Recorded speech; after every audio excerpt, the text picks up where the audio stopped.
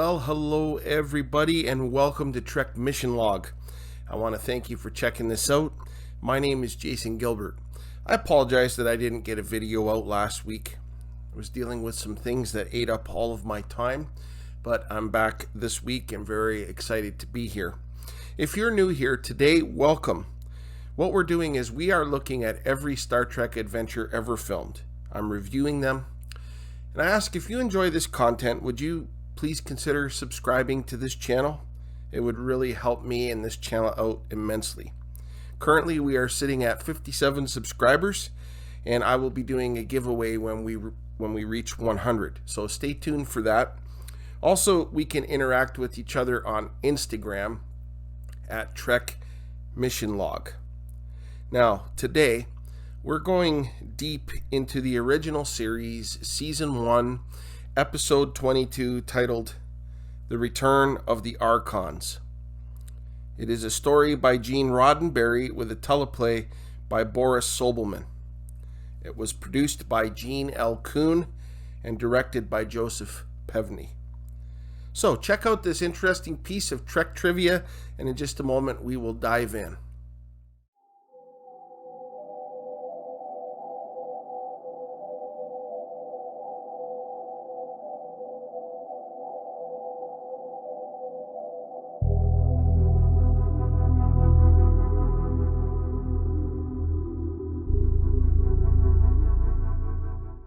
As the episode begins, we see two men running frantically through an old Earth-style town.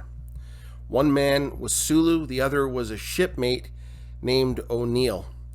They are being chased by beings who are dressed in brown hooded robes. Sulu said that they have to keep going because the captain ordered them to find a clue.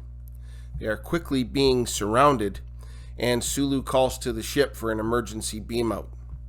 In fear, O'Neill runs away, and the hooded man puts a rod up to Sulu's body and stuns him. When he comes to, he is smiling with an empty stare on his face, and then he is beamed up. When he materializes on the ship, he is confused. He doesn't know who his partner is. Sulu said that he looked at Kirk and he said, "You're not a Verbot." Sulu then begins mentioning someone named Landru. He said that they're the friendliest people in the universe and that the planet is a paradise. We then fade into the title sequence. When we come back, the Enterprise is orbiting a planet named Beta 3. They are looking for remnants of a starship called Archon that disappeared there approximately 100 years ago. Kirk sent Sulu and O'Neill down to investigate. O'Neill ran off and Sulu returned in an agitated mental state.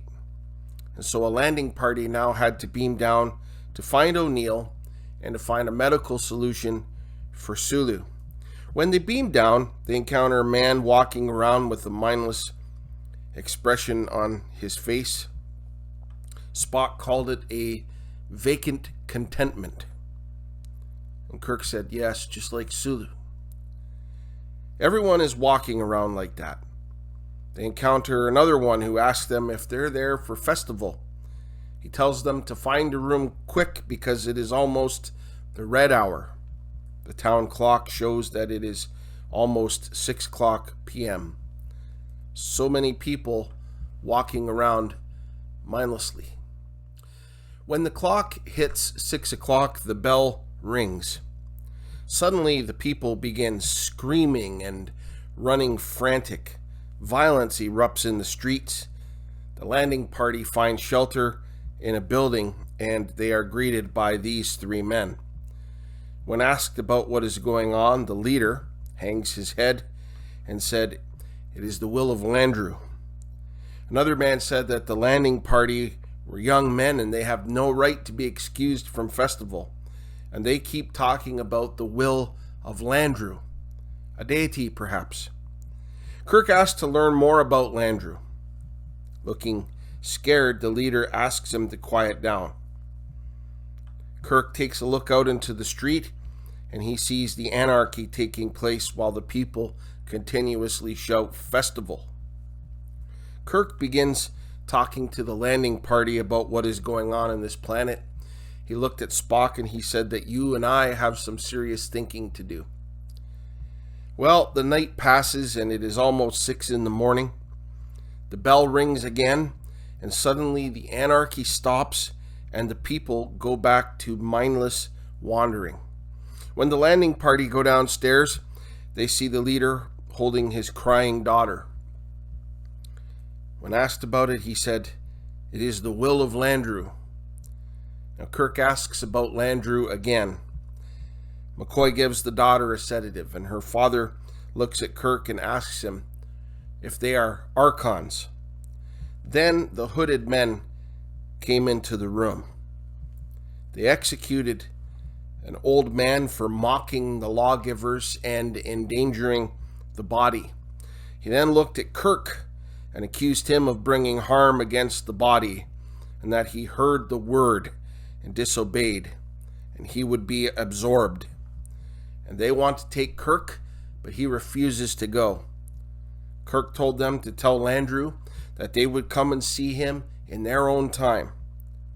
Kirk then takes one of the rods that they're holding and gives it to Spock. And surprisingly, there's nothing in it. A hollow tube.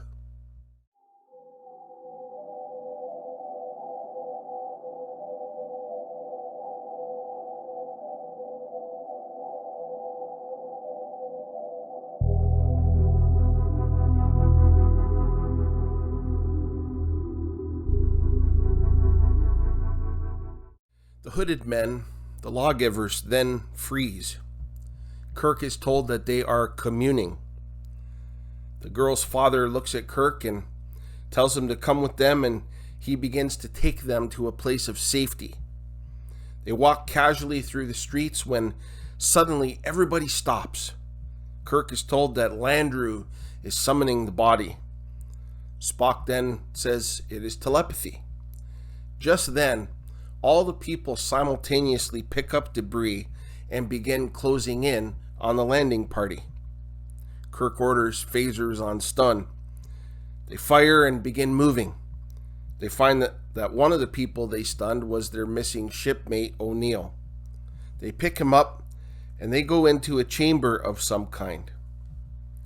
The girl's father finds a large white flat object which brought light to the whole chamber.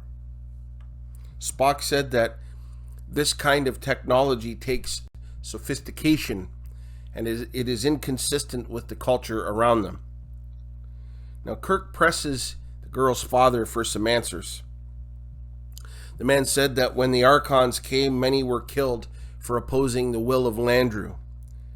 Since then, he became part of an underground resistance movement against Landru. Kirk asked about the Archons because he was trying to find out what happened to that ship that had disappeared 100 years ago. He was told that when they first came, they invaded the body and resisted the will of Landru. And then Landru pulled them down from the skies. And at that point, Kirk calls up to the ship. Scotty told them they were under attack. Heat beams from the planet were draining them of their power. Kirk said that they would try to find the source of that power and destroy it. At that point, communications are being interfered with, and the landing party are being scanned. Suddenly, an image appears before them. Landru. Now, Spock said it is not Landru, but a projection. The projection talked about how he had absorbed all evil from the planet for the good of them all, and that as a result, people live in peace and tranquility without a care in the world. A loud sound is heard, and it is so loud it causes the landing party to pass out. When they come to, they are in a prison block. They've been stripped of their communicators and weapons, and as Kirk looks around, he notices that McCoy is missing. Kirk asks Spock if the lawgiver's inability to act when faced with something unexpected could help them. Spock said possibly. He noticed that they react like a computer when it is fed insufficient data. McCoy is then brought back to them, and he has been absorbed. At that point, a lawgiver takes Kirk away. Kirk is put into an absorption chamber. A man comes in to begin the procedure. Now, in the meantime, Spock tries to mind meld with McCoy, but to no avail. The lawgivers now come from Spock. Kirk is released from being absorbed, and he's walking around with that blank look on his face. And Spock looks saddened. Spock is then placed in the absorption chamber. And when the room clears, the man at the controls releases Spock. He identifies himself as a member of the underground. He indicated that Kirk has not been absorbed, and he then gives Spock the weapons. When he gets back to the prison block, Spock tells Kirk that he is formulating a theory as to who Landru is. Spock indicates that some sort of a computer has taken control of this whole planet, probably built by Landru when he was alive, but then the machine assumed control after Landru had died. He had the mind and the will of Landru, but had no soul. Kirk smiled and said that they need to pull the plug, and that Landru must die. The two underground resistance men come in and return the communicators to Kirk and to Spock. McCoy begins yelling, accusing them of bringing harm to the body, and this causes the lawgivers to come in. Kirk subdues one of them with a powerful Shatner chop. Spock knocks one out with a Mike Tyson Vulcan uppercut. Kirk takes the robes. Spock calls the ship. Scotty reports that they have about 6 hours before they lose power and fall into the planet's atmosphere. Kirk orders Scotty to put a guard on Sulu. Finally, Kirk gets some answers about Landru. The resistance men explain how 6,000 years ago their planet was war-torn. Landru came and brought them back to a simpler time and taught them contentment. Kirk wants them to take him to Landru. One of the men is overcome by fear, and so Spock subdues him with a Vulcan nerve pinch. The other man takes them to Landru. They come to a place called the Hall of Audiences, a very cool set. Kirk orders him to open the door, and as they enter, Kirk demands to speak with Landru and identifies them as the Archons who have returned. Landru's projection then reappears. They fire phasers and it blasts a hole through the wall, and it reveals a control room with a powerful computer. Landru is indeed a machine. When Landru was alive, he built this machine to help him bring peace to this planet. After Landru died, the machine took over.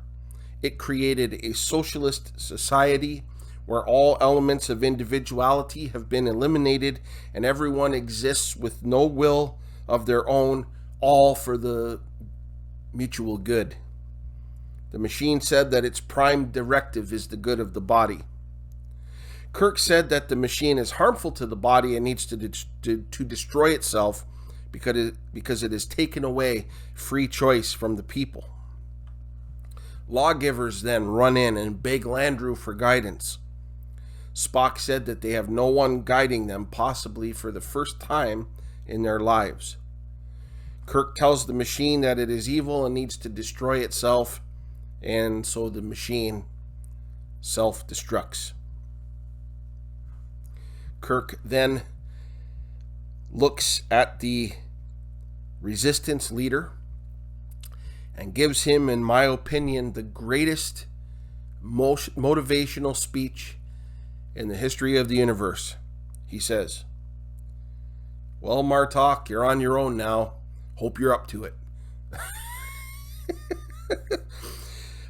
Kirk calls up to the Enterprise and the ship is fine. Sulu is back to himself and is already in uniform and ready to get back to work. They are beamed back up. The ship leaves orbit.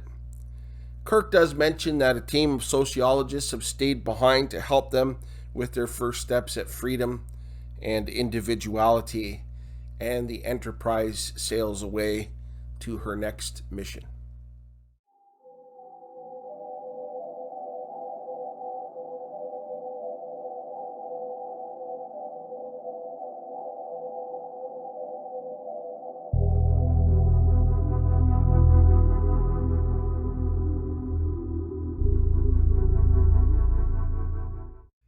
The Return of the Archons is an ambitious episode.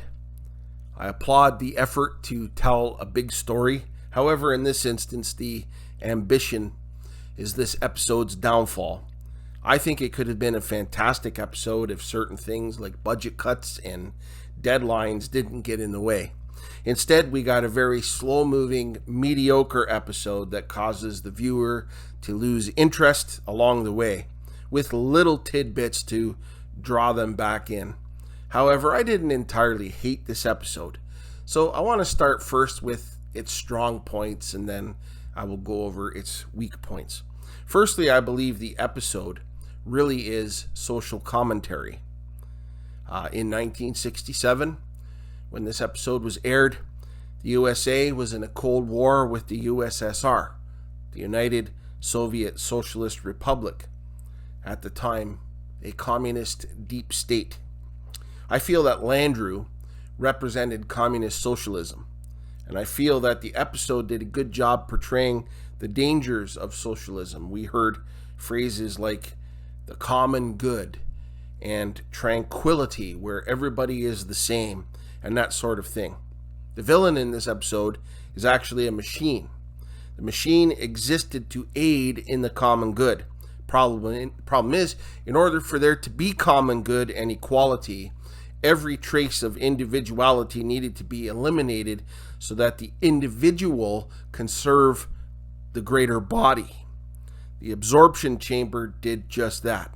As a result, a society existed in what Spock called a vacant contentment. It is all about control and the ending of personal freedom. These people simply existed, but they were not living. Kind of eerie when I think about current times and politicians around the world trying to move us towards socialism.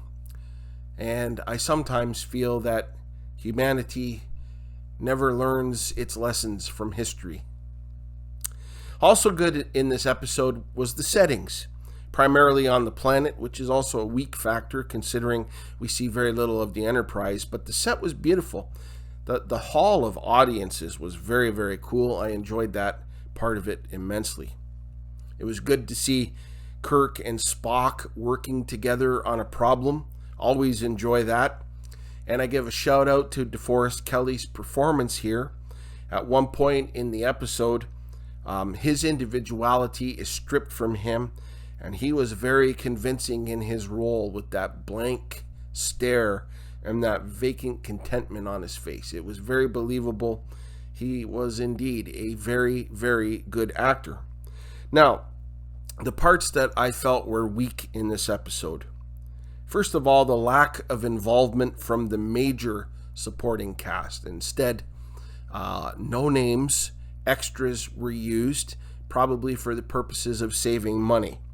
Scotty and Uhura are in this episode very briefly. I think all together, maybe they have 2 minutes of screen time. Same with Sulu, okay? Now, I think it would have been good to see more of them and to see some checking in on the ship throughout the episode to see how Sulu is reacting to being on the ship in that state. Second, there was a severe lack of special effects. Now, as a science fiction fan, part of what draws me to science fiction is the special effects, and they are almost non-existent except for the transporter sequence. Definitely to save money. It's an element, in my opinion, that should be in every Star Trek episode. Thirdly, the episode began in a fast-paced manner, but then slowed right down. It was slow. I am okay with a slow episode so long as the story is engaging, but I didn't feel it from this episode. It tried, but it didn't work. I think the thing that I disliked the most was after the Landru machine destroyed itself, Kirk gave a heartless statement to the person who would presumably lead his people into a new era of freedom.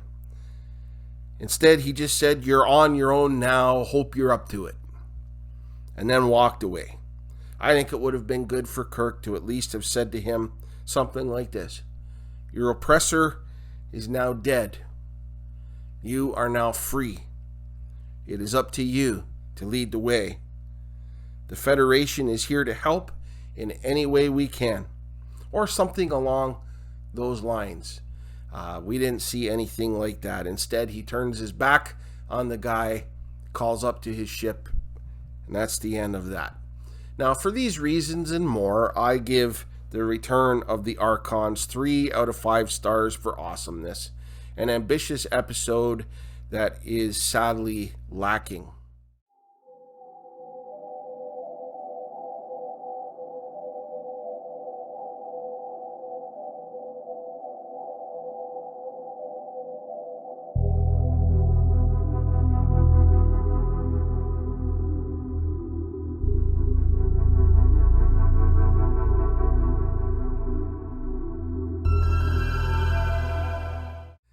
Well, that wraps up this edition of Trek Mission Log, and I certainly hope that you enjoyed it.